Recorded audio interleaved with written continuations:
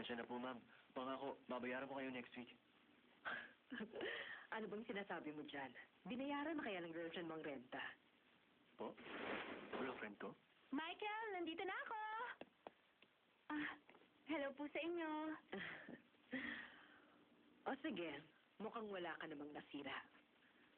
Tandaan mo to, kapag meron kang nasirang gamit, ibabawas ko yun sa deposit. Maliwanag ba sa'yo? Mag-iingat po kayo. Hoy, bakit mo ba naisipang gawin yun, ha? Ano ka ba naman?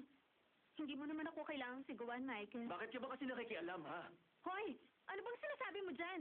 Nakalimutan mo na bang roommate mo ako dito? Kaya dapat magbayad din ako ng rent. Ano? Ikaw lang ba may pride? Siyempre, meron din akong pride, no? Lagi mo kasi akong pinapalayas dito sa bahay. Ayokong ginagawa mo sa akin yun. Ano to? Binabla ka ba yun mo ko?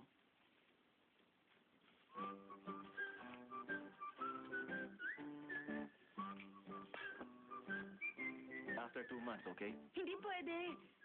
Meron pa kasing 86 days na natitira dun sa deal, eh. Kaya bayaran mo na lang ako pagkatapos nun, okay?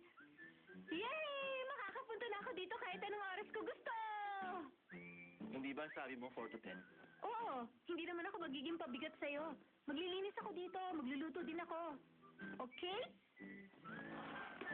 Okay! Mag-uumpisa na ako maglinis!